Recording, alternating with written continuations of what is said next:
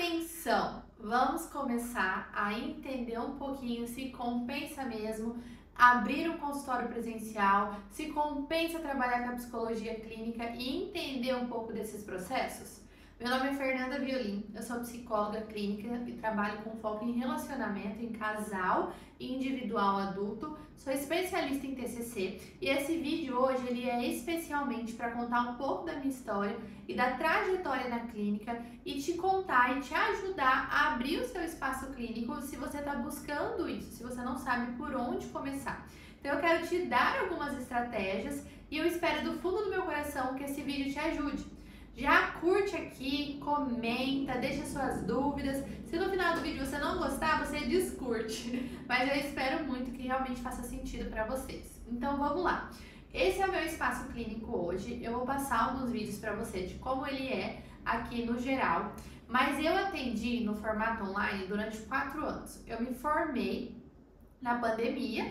Então eu não venho de uma família que tem recursos financeiros, então na faculdade eu já começava a pensar as possibilidades do que eu iria fazer para viver a clínica. Eu já sabia, né, eu já tinha trabalhado na área organizacional, já tinha trabalhado em empresas, eu já tinha uma experiência organizacional, empresarial, também fiz estágio em hospitalar, que era uma área que eu queria, mas depois que eu fiz o estágio eu falei, não sei se é aquilo, não me adaptei muito bem e eu falei, bom, eu sempre gostei de empreender, então eu vou empreender na área clínica e vou trabalhar com assuntos que eu gosto, como relacionamento. Mas, no final da minha faculdade, o que aconteceu? Veio a querida pandemia e eu sei que infelizmente para muitas pessoas isso foi um problema. Mas para mim, que não tinha condições financeiras de formar e abrir um espaço clínico e também não entendia muito bem qual processo eu iria seguir, porque infelizmente a gente sabe, né, que a psicologia é uma profissão muito dividida, a gente não tinha essas informações na faculdade, eu acredito que hoje ainda não tem, porque muitas pessoas estão contratando profissionais de psicologia no Instagram para explicar como fazer esse processo, né? A internet foi um caminho para mim.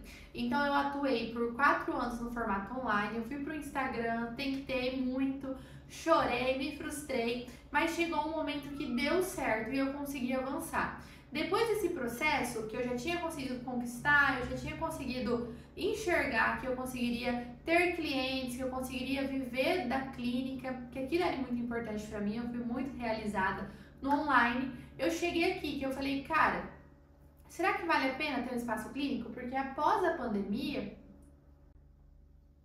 muitas pessoas começaram a procurar o online. E eu tive uma filha, né, mora em apartamento. Eu falei, talvez seja o momento de eu tentar o espaço clínico presencial. E aqui estamos. Então eu vou te dar algumas dicas que foi o que eu observei para ver se vale a pena para você o presencial, como eu observei que valia para mim. E o que é o mais importante de tudo, assim, presta atenção nisso aqui, que eu gostaria muito que alguém tivesse me falado isso. Se você tá com medo de tentar e dar errado, saiba que se no meio do processo você percebeu que deu errado, tá tudo bem, você pode voltar atrás, você pode desistir, você pode fechar seu consultório e voltar para online. Isso não vai destruir a sua vida, vai ser apenas uma experiência que você vai ter. Claro, tenha um pouco de organização financeira e saiba o que cabe no seu orçamento para você não ter um prejuízo financeiro. E com as dicas que eu vou te passar aqui, eu acredito que você já vai entender se isso é para você ou não. Então, a primeira coisa que eu avaliei quando eu pensei em abrir um espaço clínico presencial foi: eu preciso mesmo disso? E eu, no meu caso, eu morava num apartamento que tinha um quarto só para o meu escritório e nós estaríamos voltando para um apartamento que era o nosso, para sair do aluguel, para economizar, e lá só tem 2 quartos, né, que é o meu e da minha filha. Então eu já ficaria sem o meu escritório. E aí a gente sabe, né, computador, livros, decoração que tinha nesse escritório, eu não sabia o que fazer. O ar também. Lá nesse apartamento que a gente morava, tinha um ar na sala e voltando para esse apartamento nós não precisaríamos desse ar. Então eu já economizei com essas coisas, percebe? Eu comecei a procurar por espaços onde caberia o meu orçamento, onde valeria a pena. Porque não adianta, Fernanda, mas eu tenho 10 pacientes, eu consigo pagar o aluguel. Mas você não vai trabalhar só para pagar o aluguel, né? A gente precisa pensar nisso. Então, outra coisa que eu avaliei foi a localização. Esse espaço aqui eu escolhi num bairro que é muito legal aqui na onde eu moro. Entre os bairros que existem aqui, esse é um dos mais bacanas. E eu consegui ele por um valor muito legal. Para vocês terem noção, fazendo o orçamento antes de vir para cá, eu tinha encontrado um espaço, claro, um espaço lindo, bem estruturado e tudo mais. O espaço dos sonhos, eu amaria atender lá, em um dos bairros também muito legal na minha cidade. Mas o aluguel estava R$3.000. Juntando R$3.000, mais a locomoção, mais o que eu iria gastar para investir naquele espaço, porque a gente tem que pensar o seguinte: poxa, eu vou alugar uma sala numa clínica top de linha. A sua sala tem que acompanhar o nível dessa clínica top de linha. Não adianta você ter uma recepção maravilhosa e quando o paciente entrar na sala ele se frustrar. É melhor ele ter uma recepção meia boquinha, assim, mais simples, e entrar na sala e falar, nossa, legal, do que ao contrário, porque isso já gera um impacto também no seu trabalho. Tipo, poxa, a pessoa não está investindo na sala dela. E isso é um ponto a se pensar, ok? Então, localização e o valor do aluguel.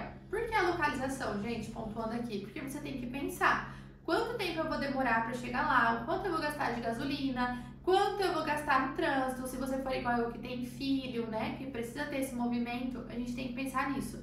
E o outro ponto é o aluguel. Você precisa pensar que para além daquilo que você quer, esse aluguel, ele vai ser significativo na sua agenda. Então, na psicologia clínica, ela é muito inconstante. Hoje eu posso ter uma agenda fechada e na semana que vem não. E isso vai afetar no seu orçamento. Você vai conseguir pagar um aluguel caro? O que me fez vir para essa sala aqui?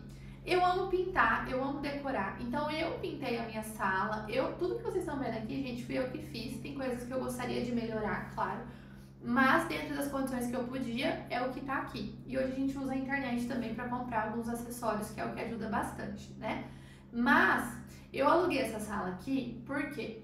Porque uma conhecida minha me propôs um valor muito bacana no aluguel, um valor que eu não encontrei em nenhum outro lugar, e eu decidi tentar. E aí, se não fosse essa oportunidade dentro da minha realidade, eu teria preferido continuar no online, dar uma rebolada na minha casa para atender ali em alguns momentos. Por exemplo, eu atenderia na minha sala, e no período apenas da tarde. Minha filha não estaria lá, não teria ninguém lá, então seria um espaço confortável, seguro para o meu paciente e para o meu trabalho, para manter a ética. E também me manteria segura financeiramente. Então, o que vale a pena no final das contas você avaliar? O motivo pelo qual você está querendo abrir a clínica. Se for só por ego, cuidado que o seu ego pode te colocar em um buraco. Como assim ego, Fernanda? Às vezes a gente quer abrir uma clínica para mostrar para as pessoas que a gente está conseguindo, que a gente está avançando, porque no online as pessoas não sabem muito bem se você está trabalhando ou não, né? E a gente vira assim em alguns momentos chacota, dependendo do nível que você tá. Eu já recebi várias piadinhas que para mim tá tudo bem, mas tem pessoas que não lidam bem com isso. Mas avalie a sua vida financeira e tirando o meu processo. Vou dar o meu processo de exemplo para você. Se fosse para eu abrir em um local que eu pagasse no aluguel um valor absurdo, como esse de R$2.000 para cima, eu não investiria. Para mim não valeria a pena. E talvez para você também não. Então avalie isso e veja se faz sentido, tá bom? Olha que legal, gente, essa parede aqui, teto, tudo, eu e meu esposo que pintamos. Olha lá, que legal. Então, essa é a visualização que o cliente tem quando chega. Eu gosto desse ambiente, olha que legal. Tudo simples, mas com muito amor, muito cuidado. E por que é legal aqui? Olha, se não é um charme, você sentar olhando para essa parede. Olha o teto. Eu queria fazer diferente, queria que fosse muito melhor, claro, mas a gente começa com aquilo que a gente tem e o melhor é sempre dar o quê? Um bom atendimento para o paciente se sentir acolhido.